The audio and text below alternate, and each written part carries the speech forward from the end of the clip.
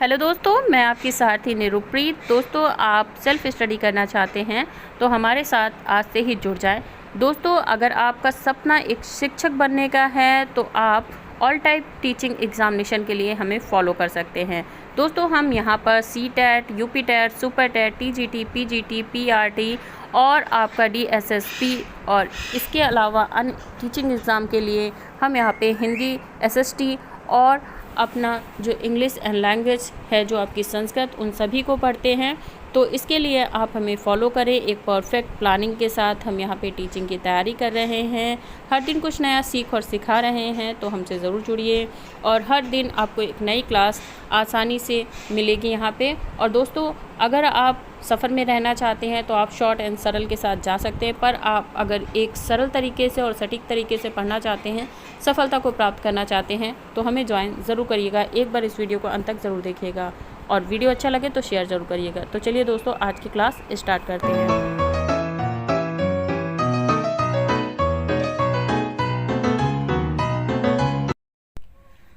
Hello दोस्तों, अगर आप TGT, NVS, UP TGT, KVS TGT, DSSB TGT या फिर आर्मी टीजीटी की तैयारी कर रहे हैं और आपका सब्जेक्ट जो है एसएसटी है, तो आपके लिए ये वीडियो जो है इम्पॉर्टेंट होने वाली है। तो इस वीडियो को अंत तक ज़रूर देखिएगा। और दोस्तों, एक चीज़, वीडियो स्टार्ट करने से पहले, टॉपिक पढ़ाने से पहले एक चीज़ मैं आपको और बता दूं। इससे पहले मैं आप ये सोचो कि इतनी इस शॉर्ट में क्या पूरा जो है आप पूरा का पूरा पढ़ा दोगे जिससे कि हमारा पेपर जो है उस सॉल्व हो जाएगा। बिल्कुल हो जाएगा दोस्तों।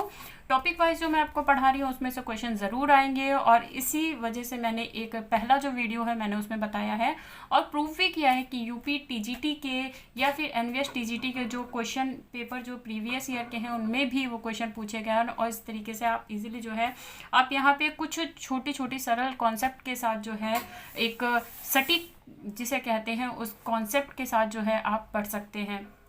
और ये जो अपकमिंग एग्ज़ाम है आपका टीजीटी का, फिर वो एनवीएस हो, केवीएस हो, टीजीटी, यूपी टीजीटी हो आपका, या फिर आर्मी टीजीटी हो, या फिर डीएसएसबी में टीजीटी का एग्ज़ाम एसएसटी का हो, या फिर अगर आप टीजीटी दे रहे हो और ज्योग्राफी कॉन्सेप्ट है आपका सब्जेक्ट है, तो भी आप यहाँ पे देख सकते हैं। तो ये प्रूफ भी मैंने किया है कि, और बाकी एक चीज़ और कहूँगी कि अगर आप यहाँ से पढ़ते हो तो आपको फ्री ऑफ कॉस्ट सारी चीज़ें पढ़ाई जाएंगी। यहाँ पे कोई भी पेड कोर्स जो है आपको नहीं दिया जा रहा है, फ्री ऑफ कॉस्ट आपको पढ़ाया जा रहा है। बस करना कुछ नहीं है, आपको कॉन्सेप्ट अच्छा लगता है तो वीडियो को लाइक, शेयर, सब्सक्राइब करें। और अगर आपको कोई कन्फ्यूज़न है तो कमेंट सेक्शन में आके पूछ सकते हैं। तो चलिए, बिना किसी वक्त गवाए, क्योंकि हमारे पास जो वक्त है बहुत कम है और हमें बहुत ज़्यादा चीज़ें पढ़नी हैं, और किस तरीके से हम सरल तरीके से और सटीक तरीके से कुछ कॉन्सेप्ट जो है शॉर्ट जो एक्सप्लेनेशन है उसके थ्रू हर एक कॉन्सेप्ट को समझेंगे और अपने एग्ज़ाम को क्रैक करेंगे। तो दुआ करते हैं कि हम सभी जो है यहाँ से पढ़ेंगे और यहाँ से क्रैक भी करेंगे। बस आपको करना इतना है कि यहाँ पे बना रहना है, इस वीडियो को अंत तक देखना है और साथ ही साथ हमारे साथ जुड़ जाना है। तो चलिए दोस्तों, वीडियो शुरू करते हैं। सबसे पहले बात करेंगे दोस्तों, पहला टॉपिक है हमारा ज्योग्राफी में ब्रह्मांड। तो ब्रह्मांड की उत्पत्ति कैसे हुई, ब्रह्मांड की उत्पत्ति के जनक कौन है, और कैसे कैसे ब्रह्मांड आया और कैसे कैसे हम पृथ्वी पे हमने निवास किया, ये सारा कुछ जो है हम यहाँ से शुरू करेंगे। तो बस इतना सा ये 2 पेज हैं जिसमें हम ब्रह्मांड को ख़त्म करके अपने ग्रहों पे आ जाएंगे। देन उसके बाद हम ग्रह चैप्टर पढ़ेंगे और ग्रह को फिनिश करेंगे। तो चलिए शुरू करते हैं। ब्रह्मांड की उत्पत्ति कैसे हुई दोस्तों? तो देखिए, यहाँ पे सबसे पहले विलक्षण बिंदु जो था हमारा, उसका विस्फोट हुआ, जिसे हम बिग बैंग थ्योरी भी कहते हैं। ठीक है, तो यहाँ पे विलक्षण बिंदु जब टूटा तो किसी इस तरीके से जो उसका है विखंडन हो गया। तो दोस्तों, आपको दिख रहा होगा कि इस तरीके से विखंडन हो गया। अब क्या है कि जब यहाँ पे विखंडन हुआ तो जैसे ही विखंडन हुआ, अब ये जो बिंदु थे, बिग बैंग थ्योरी यहीं से आपकी जो है आती है। और जो बिग बैंग थ्योरी हो किसने दी है? जॉर्ज लेमेत्रे ने इस थ्योरी को दिया है। ठीक है, तो बिग बैंग का विस्तार जो था 13 से 1500 मिलियन जो है विलियन जो है वर्ष पूर्व जो है हुआ था। और 400 वर्ष पहले जो है इसका जो युग था अंधमय हो गया, क्योंकि इसकी स्थितियाँ थी और कंटन में जो है इसके जो कह सकते हैं तापमान में एक महाविस्फोट के बाद जो है तापमान क्या हुआ? बढ़ा और उतरा, मतलब उतार चढ़ाव आने लगे।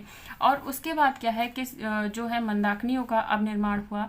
जब एकदम ऐसा लगा कि अब कुछ बचा ही नहीं है, तो एक जो पहला तारा था, तो पहला तारा जो था वो 4000 मिलियन वर्ष पूर्व आया और एकदम अंधेरा सा छा गया दोस्तों यहाँ पे, ठीक है। और मंदाकिनियों का जो ग्रह था उसका विकास हुआ। अब मंदाकिनियों के ग्रह का जब विकास होगा उसके बाद ही हमारी जो है बिग बैंग थ्योरी कंप्लीट होती है और ब्रह्मांड की उत्पत्ति होती है। तो यहाँ पे इस तरीके से हमारे ब्रह्मांड की उत्पत्ति होती है दोस्तों।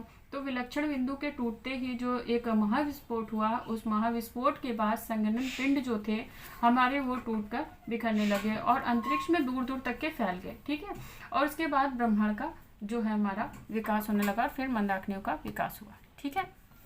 अब ये जैसा कि ये बताया किस में गया है, ये बताया गया है बिग बैंग थ्योरी में। और ये थ्योरी जो थी जॉर्ज लेमेत्रे ने दी, 1313 से 1500 मिलियन वर्ष पूर्व दी थी, ठीक है। और ये जो है अब तो ये हो गई हमारी ब्रह्मांड की उत्पत्ति, यहाँ से यहाँ तक की हो गई, ठीक है।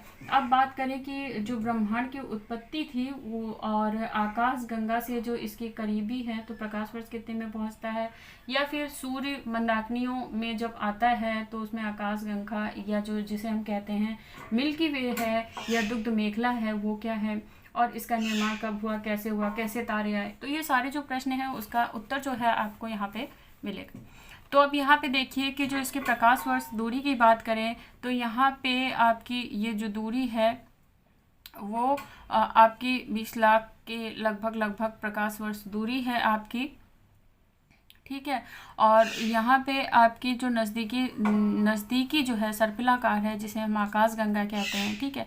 अब यहाँ पे जॉर्ज लेमेत्रे की थ्योरी से जैसे ही हमारी ये मंदाकिनियों का निर्माण हुआ, तो ये देखिए हमारी मंदाकिनियाँ हैं। अब यहाँ पे जो सबसे नज़दीकी अगर बात करें मंदाकिनी की, या फिर जो हमारे तारे ग्रह हैं उनकी अगर मंदाकिनी की बात करें तो देवयानी जो है नज़दीकी है, और जिसमें हम रहते वो सर्पिलाकार है और इसे नग्न आँखों से जो है देखा जा सकता है, जिसे आकाशगंगा या मिल्की वे भी कहते हैं, ठीक है। अब बात करते हैं तो मंदाकिनियाँ क्या है, तो तारों का जो योजना है, क्रमबद्ध योजना जो है उसे मंदाकिनी या गैलेक्सी कहते हैं, ठीक है। अब ये गैलेक्सी जो है 1929 में एडविन हब्बल ने गैलेक्सी वर्णक्रम में जो लाल छोर खिसक कर यानी रेड शिफ्टिंग हुई थी उसे प्रस्तुत किया था, और खिसकने की गति को ही हम हब्बल नेतांक भी कहते हैं। तो दोस्तों ये जो क्वेश्चन है आपको मेन पॉइंट है, जैसे हम कहते हैं कि हर बार आपने सुना होगा कि कीवर्ड्स लेकर पढ़ें, तो ये हैं आपके कीवर्ड्स जिसको आप इजीली यहाँ पे जो है दोस्तों पढ़ के आप एग्ज़ाम क्रैक कर लेंगे, ठीक है। तो ये है कीवर्ड्स आपके। तो 1929 में एडविन हब्बल ने गैलेक्सी का जो वर्णन क्रम था वो दिया था, और इसे लाल जो छोर था वहाँ से खिसक कर शिफ्ट हुआ था, और इसे खिसकने की जो गति थी उसे ही हब्बल नेतांक कहते हैं, ठीक है। तो ये हो गया मंदाकिनी के बारे में। अब 150 अरब वर्ष पूर्व जो एक तारा था उसका जो निर्माण हुआ और इसका व्यास कितना था, तो ये दोस्तों हमारा जो व्यास था वो 1 लाख प्रकाश वर्ष के लगभग था।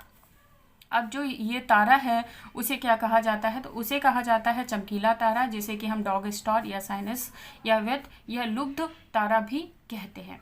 अब बात करते हैं जो ये तारा है इसका निर्माण कैसे होता है, तो गुरुत्वाकर्षण बल और गैसीय धूल बादल का संगठन जब दोस्तों होता है तो इसकी गति से जो उच्च ताप आता है और संलयन प्रक्रिया जो होती है अभिक्रिया, उसके द्वारा ही जो हमारे तारों का निर्माण होता है, ठीक है।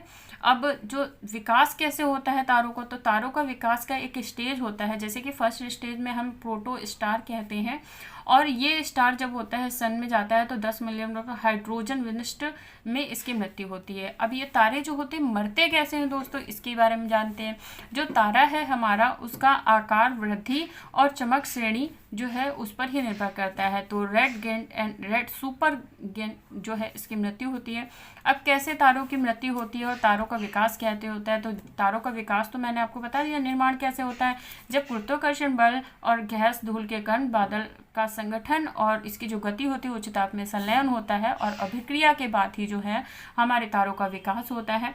और एक जो तारे का निर्माण होता है 10 मिलियन टाइम लग जाता है उसमें, और हाइड्रोजन विनिष्ट के बाद इसकी जो है मृत्यु हो जाती है। अब इसकी स्थिति क्या है दोस्तों वो भी जान लेते हैं। देखिए आकार में जैसे जैसे वृद्धि होती है तारों के चमक में कमी आने लगती है और आखिर में क्या होते हैं, लाल होकर ये जो है पूरी तरीके से लाल दानव बन के जो है विनिष्ट हो जाते हैं। तो पहली जो इसकी अधिकतम ताप होता है इसका, जब तारे जवान होते हैं जिसे कह सकते हैं, तब ये नीले रंग का जो उसमें प्रकाश होता है वो उत्पन्न होता है। और जब इनकी एज जो होती है मध्य एज के होते हैं तब इनका जो रंग होता है पीला पड़ जाता है। और जब ये बहुत ही ज़्यादा वृद्ध हो जाते हैं या कह सकते हैं कि तारे ख़त्म होने के कगार पर आते हैं तो ये लाल रंग के हो जाते हैं, जिसे ब्लैक होल भी कहते हैं। ठीक है। अब क्या है कि जो ये जब विनिष्ट होने वाले होते हैं तो क्या प्रक्रिया होती है, एक तो ब्लैक ड्वार्फ होता है, कृष्ण वोमन होता है, और न्यूट्रॉन स्टार होता है, फिर कृष्णा वेवर होता है। तो इन तीनों के जो अधिक ताप होता है, फिर इसमें मध्य ताप आता है जब इसमें बीच की दशा होती है, और जब मृत्यु का समय होता है तो ये लाल रंग के हो जाते हैं। अब इनके जन्मवर्ष की बात करें तो दोस्तों यहाँ पे देखिए कि जब इनका जन्म होता है तो ये नीले होते हैं, और ये जो आपको दिख रहा है अरब वर्ष है, और जब 8 से 9 अरब के होते हैं ये तब ये जो क्या होते हैं युवा अवस्था में आ जाते हैं, पीले रंग की रोशनी हो जाती है, और 10 वर्ष के बाद जो है ये लाल दानव में परिवर्तित हो जाते हैं, और धीरे धीरे जो है ये समापन की ओर आने लगते हैं, श्वेत वामन में जाकर, यानी वाइट ड्वार्फ बनकर जो है इनका अंत हो जाता है। तो इस तरीके से जो हम कह सकते हैं, जो यहाँ पे आपको दिख रहा है ये है हमारा तारा जीवन चक्र। ठीक है, तो ये है हमारा तारा जीवन चक्र है दोस्तों। ठीक है, अब यहाँ पे हम सारा देख लेंगे कि किस तरीके से ब्रह्मांड की उत्पत्ति हुई और किस तरीके से इसमें एक एक चीज़ है। तो अगर इसे सीक्वेंस वाइज समझें तो देखिए, सबसे पहले ब्रह्मांड की उत्पत्ति होती है, फिर हमारी मंदाकिनी की, और मंदाकिनी के बाद हमारे ग्रहों की, सूर्य की हो जाएगी, और फिर हमारे सौरमंडल का निर्माण होगा, और सौरमंडल में हमारे ग्रह आ जाएंगे, और ग्रहों में हम सारे ग्रहों को पढ़ेंगे, और ज़्यादा किस्में हैं कम किस्में हैं, और सीक्वेंस को पढ़ेंगे। ठीक है, तो ये हमने तारा जीवन चक्र भी पढ़ लिया है। अब नेक्स्ट पे हम आते हैं यहाँ पे सूर्य पे। ठीक है, क्योंकि सौरमंडल में आए हैं तो सौरमंडल में हमारा सूर्य भी आएगा और हमारे जो ग्रह हैं वो भी आएंगे। ठीक है, तो जीवन काल भी देखेंगे इसमें। अब ये जो बीचों बीच आपको दिख रहा है वो क्या है, हमारा सन है, यानी हमारा सूर्य है। सूर्य की बात करें तो सूर्य कैसा है कि सूर्य का एक केंद्र है जिसमें से प्रकाश निकलता है, इसलिए इसे प्रकाश मंडल कहते हैं। और ये जो इसके बाहरी है तो इसे वर्ण यानी वर्णमंडल कहते हैं, और जो इसके बाहर एकदम लेयर आती है वो होती है परिमंडल, और जो इसकी किरणें होती हैं उसे सौर लपटें भी कहते हैं। ठीक है, अब 70% जो है इसमें हाइड्रोजन होती है, और हीलियम जो होती है इसमें 28% होती है, और 2% अन्य गैसें होती हैं। किसमें, सूर्य में। अब आ जाते हैं कि ये जो तारा है, जैसे कि सूर्य को जो है पड़ोसी तारा भी कहते हैं। ठीक है, आकाश गंगा चक्र जो है 244 मिलियन वर्ष का है, ये जो सूर्य का है, और जो चक्र की बात करें। अब यहाँ पे आ जाता है सूर्य। सूर्य किस में है, तो ये तो मंदाकिनी में है, और फिर इसके बाद क्या है, सूर्य और जो ग्रह हैं वो सौरमंडल में है। ठीक है, तो अब हम आ जाते हैं सौरमंडल की तरफ। ठीक है, तो अब हम जब सौरमंडल की तरफ आ जाएंगे तो देखिए यहाँ पे हमारा सौरमंडल है। अब यहाँ पे सौरमंडल में आप सभी को पता है कितने ग्रह हैं और इनकी सीक्वेंस भी। अगर नहीं पता है तो अच्छे से देखिए। अब यहाँ पे देखिए, सबसे पहले जो ये आपको ये लाइन दिख रही है इसको समझने की कोशिश करें। ये आंतरिक पार्थिविक पट्टी है। यहाँ पे जो छोटे छोटे पत्थर हैं, या जिसे बोलते हैं नक्षत्र वगैरह हैं, तो यूँ पत्थर ऐसे ऐसे यूँ करके इधर उधर उल्टे सीधे घूमते रहते हैं बीच में, तो ये पट्टी बना रखी है इन लोगों ने। ठीक है, तो अब इसके जो आंतरिक ग्रह हैं वो कौन से हैं, और इसके जो बाह्य ग्रह हैं वो कौन से हैं। तो आंतरिक की अगर बात करें तो बुध, शुक्र, पृथ्वी, मंगल, और बाह्य की अगर बात करें तो बृहस्पति, शनि, अरुण, वरुण। ठीक है, तो यहाँ पे जो आपको कलरिंग दिख रही है दोस्तों, तो ये कलरिंग जो है और उसी के अकॉर्डिंग है, तो इसके आप नोट्स भी बना सकते हैं, एज इट इज़ लिख सकते हैं। तो यहाँ पे किन किन ग्रहों को बात करेंगे कि हम नग्न आँखों से देख सकते हैं, और किन किन ग्रहों को हम नग्न आँखों से नहीं देख सकते। तो दोस्तों यहाँ पे ये क्वेश्चन पूछे जाते हैं वाकई में कि कौन सा ग्रह है जिसे नग्न आँखों से नहीं देख सकते, या सौरमंडल का सबसे बड़ा ग्रह कौन सा है, पृथ्वी का नज़दीकी ग्रह कौन सा है, या फिर सबसे चमकीला ग्रह कौन सा है, या भार में कौन सा है, गुरुत्वाकर्षण किस में ज़्यादा है, और इसके सीक्वेंस क्या है। तो ये सारा कुछ पूछा जाता है। और ये भी पूछा जा सकता है कि सबसे अधिक व्यास किसका है, या सबसे बड़ा ग्रह कौन सा है, सूर्य से दूरी कितनी है, सबसे दूर कौन है, या सबसे करीब कौन है, तो इनके जो घूर्णन की गति क्या है, परिक्रमण की गति क्या है, ये सारे जो हैं मोस्ट इम्पॉर्टेंट क्वेश्चन हैं जो आपके ब्रह्मांड चैप्टर से पूछे ही जाते हैं। फिर वो आपका किसी भी तरीके का आपका टीजीटी एग्ज़ाम एसएसटी में आता है तो ओके। तो चलिए, ये हमने ग्रह पढ़ लिया यहाँ पे कि आंतरिक ग्रह कौन से हैं, बाह्य ग्रह कौन से हैं। तो जो आंतरिक ग्रह हैं वो सूर्य के नज़दीक हैं और जो बाह्य ग्रह हैं वो सूर्य के दूर हैं। तो सबसे सूर्य के करीब कौन सा होगा, बुध, उसके बाद शुक्र, उसके बाद पृथ्वी, उसके बाद मंगल, और फिर बृहस्पति, शनि, अरुण, वरुण। ठीक है। तो यहाँ पे अगर बात करें सूर्य से दूरी की, हेलो दोस्तों, तो आज की ये क्लास मेरी पहली क्लास है ज्योग्राफी में। अगर दोस्तों आप यूपी टीजीटी या फिर एनवीएस टीजीटी, केवीएस टीजीटी या किसी भी प्रकार की टीजीटी में एसएसटी आपका सब्जेक्ट है तो आपके लिए ये क्लास बहुत ही ज़रूरी है। दोस्तों, आप बहुत सी वीडियोस देखते हैं जिसमें आपको बहुत अच्छे लोग पढ़ा रहे हैं, बट वहाँ पे आपको पेड कोर्स मिल रहा है और यहाँ पे आपको मेरी वीडियोस में फ्री ऑफ कॉस्ट जो है यहाँ पे चीज़ें समझाई जाएंगी और बताई जाएंगी।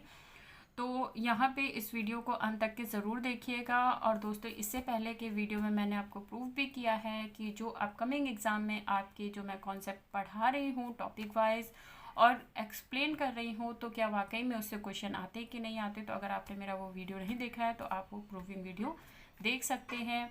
उसके अलावा आज ये मेरा पहला चैप्टर है ब्रह्मांड। दोस्तों, ज्योग्राफी में ये मेरा पहला चैप्टर है और इसी तरीके से आपको आपके एग्ज़ाम तक के इस तरीके से शॉर्ट और सरल जो है, एकदम सरल और सहज शॉर्ट एक्सप्लेनेशन जो है दोस्तों आपको मिलता रहेगा। तो चलिए बिना वक्त गवाए यहाँ पे शुरू करते हैं। तो सबसे पहले दोस्तों हम ज्योग्राफी टीजीटी में पढ़ेंगे। यहाँ पे अब ये टीजीटी आप ये मत सोचिएगा कि अगर आप टीजीटी ज्योग्राफी है अगर आपका सब्जेक्ट, तो ये कॉन्सेप्ट आपके लिए तब भी इम्पॉर्टेंट है अगर आप टीजीटी दे रहे हैं, एनवीएस हो, केवीएस हो, डीएसएसबी में आप अगर टीजीटी एसएसटी सब्जेक्ट है तो आप इसे पढ़ सकते हैं। तो चलिए दोस्तों, सबसे पहला टॉपिक जो है हमारा ब्रह्मांड शुरू करते हैं।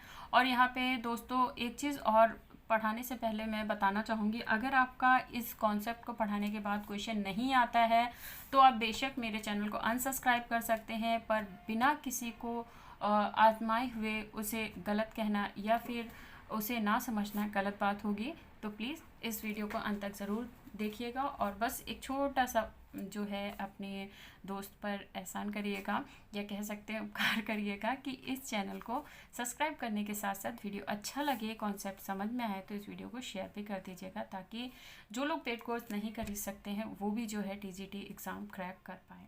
तो चलिए वीडियो स्टार्ट करते हैं। तो दोस्तों सबसे पहला हमारा टॉपिक है ब्रह्मांड। तो ब्रह्मांड आपको दोस्तों ने आपने पढ़ रखा होगा और बहुत तरीके से लोगों ने पढ़ाया होगा। तो चलिए यहाँ पे हम कैसे पढ़ते हैं, बस इन 2 पेजों में जो हमारा ब्रह्मांड है वो पूरा सिमट कर रह गया और किस तरीके से सारा कुछ पढ़ते हैं।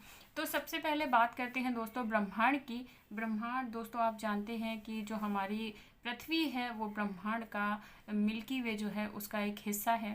तो किस तरीके से ब्रह्मांड का निर्माण हुआ, किस तरीके से जो हमारे ग्रह हुए उनकी उत्पत्ति हुई और कैसे हम पृथ्वी पर निवास करते हैं। तो सबसे पहले एक छोटी सी कहानी है जिसे हम सुनेंगे और समझने की भी कोशिश करेंगे। तो डायग्राम के माध्यम से मैंने यहाँ समझाने की कोशिश की है। तो दोस्तों मैं हर बार की तरह फिर कहूँगी कि राइटिंग थोड़ी सी गंदी है तो आपको समझने में दिक्कत हो सकती है, पर यहाँ पे मेरा समझाएगा कॉन्सेप्ट आपके लिए बहुत ही हार्ड रहेगा और सक्सेसफुल रहेगा। तो सबसे पहले देखिए यहाँ पे दोस्तों हमारा एक विलक्षण बिंदु था ब्रह्मांड की जब उत्पत्ति हो रही थी। तो जब ये विलक्षण बिंदु जो था ये रहा हमारा विलक्षण बिंदु, और जब ये टूट गया तो कुछ इस तरीके से बिखर गया। तो विलक्षण बिंदु जो है हमारा पॉइंट ऑफ सिग्निफिटी जो है, गड़बड़ हो गया साला।